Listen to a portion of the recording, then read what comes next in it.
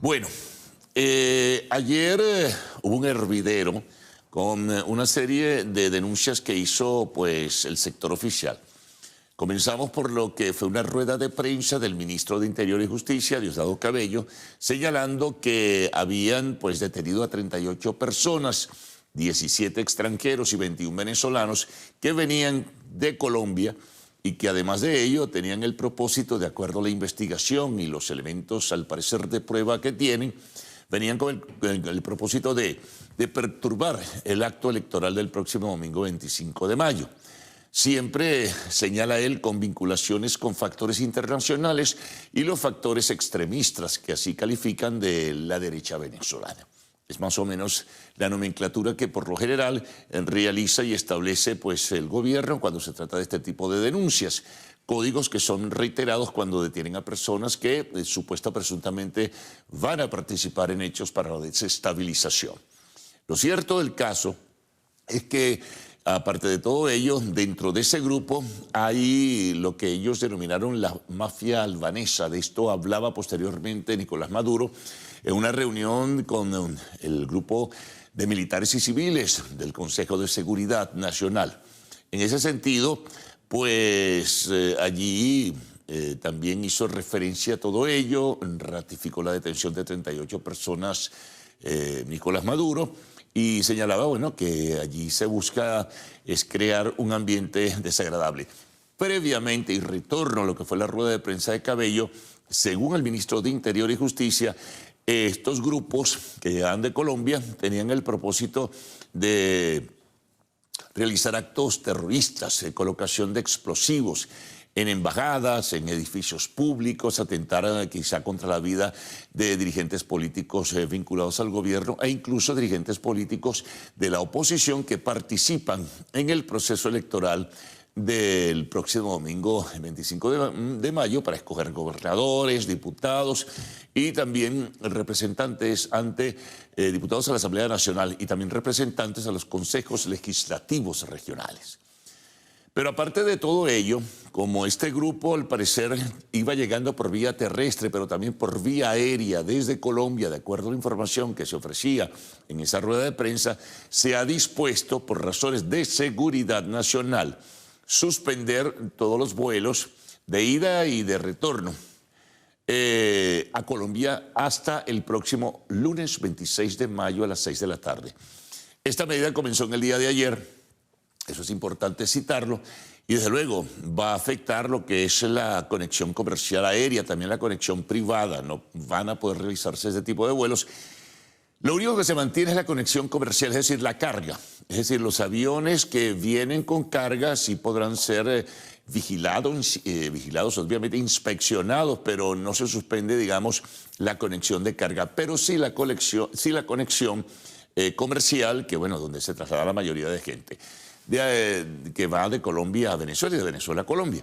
Bueno, esto, de acuerdo a información que maneja la Asociación de Líneas Aéreas en Venezuela, ALAV, pues afectaría, también lo decía, adicionalmente la agencia venezolana, la agencia sí, de agentes de viajes y turismo, AVAVIT, en este hecho, afectaría aproximadamente a 4.000 personas. Afecta un número bien significativo, porque hay fluidez en los vuelos, porque además de todo ello, Colombia se ha convertido en el referente para la conexión comercial, como hay suspendidas relaciones y conexiones aéreas internacionales hacia otros países. Bueno, Bogotá se ha convertido en buena parte en el punto de referencia para los venezolanos que desean conectar hacia el norte, hacia otras partes también del mundo y hacia Sudamérica. Entonces, eso genera perturbación. Pero bueno, la explicación que da el gobierno sencillamente es que,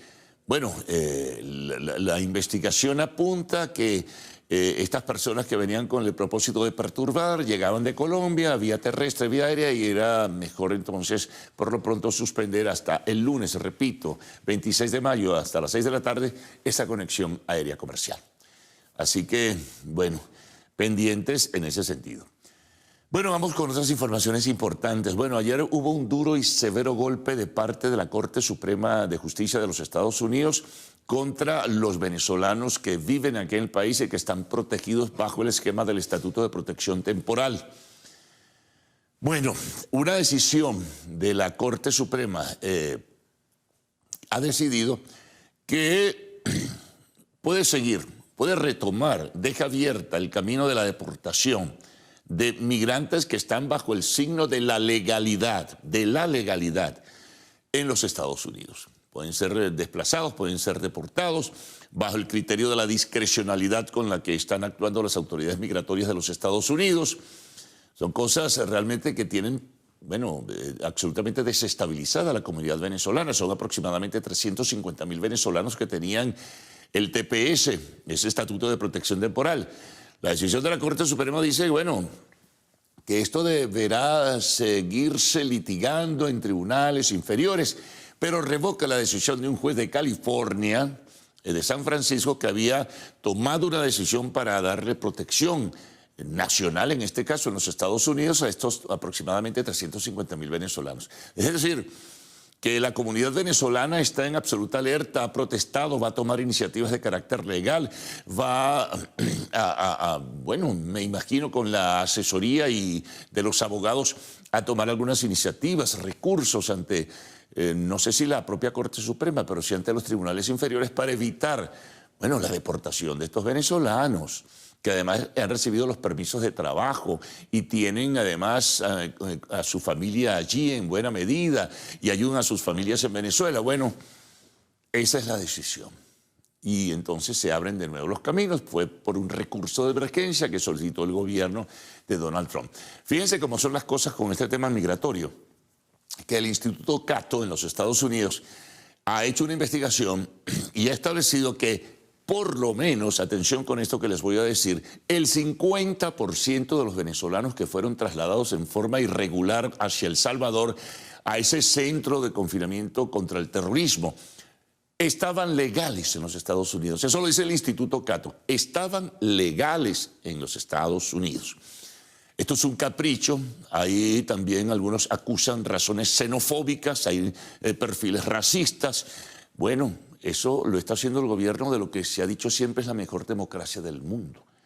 Algo está pasando allí, hay una reverberancia, hay agitación interna, hay un descontento generalizado. Pero bueno, eso fue la decisión de la Corte Suprema y eso es lo que ahora con regocijo va a comenzar a aplicar nuevamente el gobierno del señor Donald Trump. Miren cómo están las cosas. Bueno, continuamos. Nos venimos al país nuevamente, se conoce, y esto tiene vinculación con el tema que hemos estado presentando hace un momento. La encuesta del FOS, realizada para la Universidad Católica para el Foro Prospectivas de Venezuela 2025, semestre 2, indica que aproximadamente un 5% de la población venezolana estaría en disposición de marcharse. La cuantificación de ello nos ubica una población aproximada de 1.200.000 y dentro de la investigación se establece que un 10% vería como probable la alternativa o posibilidad de marcharse. Eso representaría un 2,5% aproximadamente, ¿no? En total serían 3.7% de personas, 3.7 millones de personas que o tienen la disposición de marcharse o pudieran pensar en marcharse. Un 78% dice que no se marcha del país. Pero es interesante analizar estos números, las razones, fundamentalmente la situación económica, la expectativa de estudios, la situación de inestabilidad que se vive en el país en lo económico y en lo político. Bueno, argumentan una serie de variables allí, bueno, que son importantes tenerlas como referencia. Bueno, continuamos. ¿Cómo está la situación con el dólar, la cotización y cómo se desenvuelve en el mercado cambiario?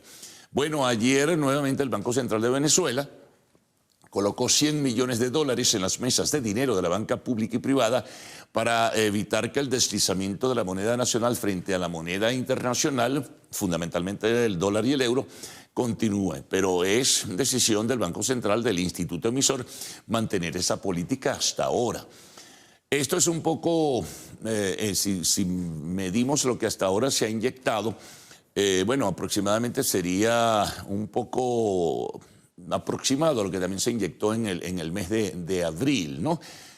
Pero en lo que va de estos, diríamos, 4 meses y medio de este año 2025, ya se han inyectado en el mercado cambiario, en las mesas de dinero, repito, 1.249 millones de dólares. Un poco menos de lo que se había inyectado en el mismo perfil de tiempo durante el año 2024. Pero la moneda sigue deslizándose. Hoy la cotización está en 94.80.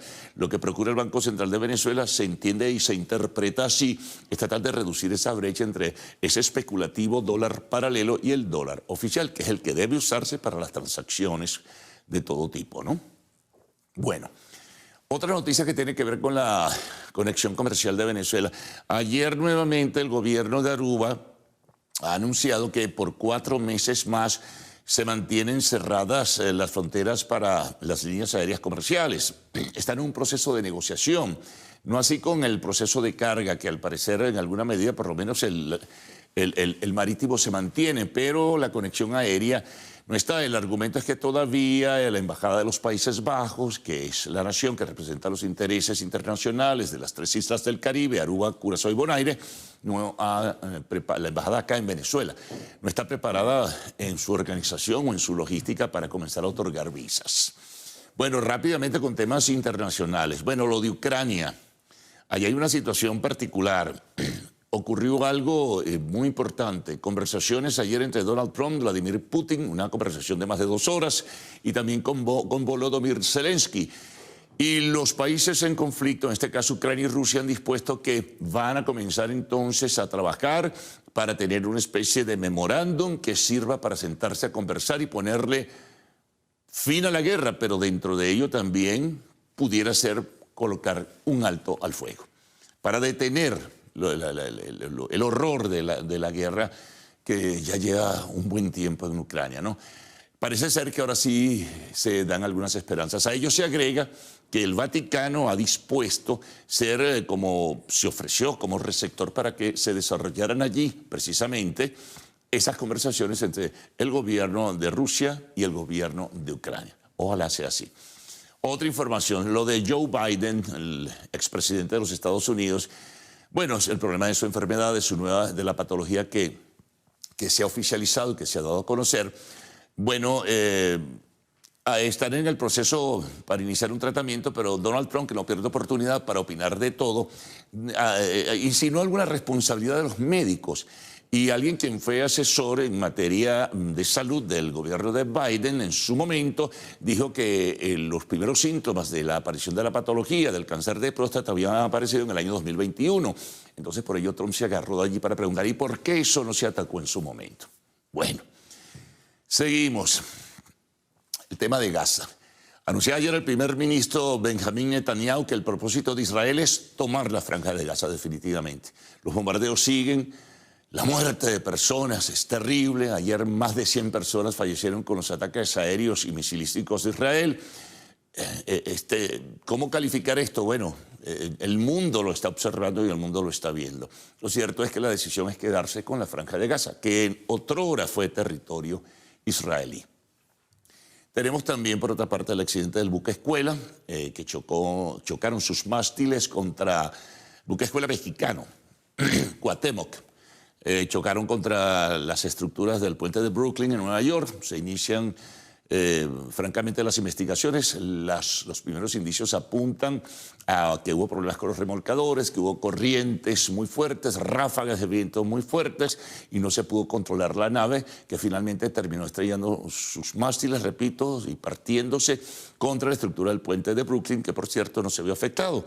Mueren 2 marineros, una mujer y un hombre, 19 heridos y 3 que están en estado delicado de salud. Siguen las investigaciones. Y otra nota importante viene de Colombia. Volvió a colocar Gustavo Petro pues una propuesta de consulta laboral agregándole 4 preguntas. La semana pasada había sido rechazado en el Senado de Colombia esta propuesta que lo que tiene...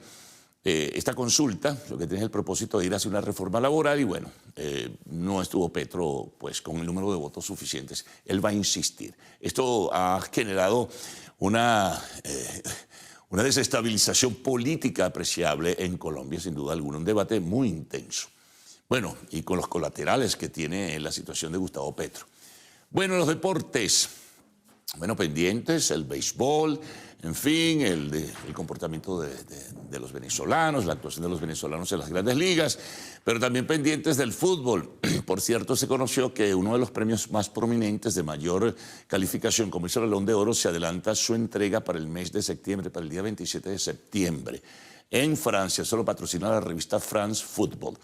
Y adicionalmente, mañana la final, mañana miércoles, de la UEFA Europa League entre dos equipos ingleses, el Tottenham y el Manchester United. Bueno.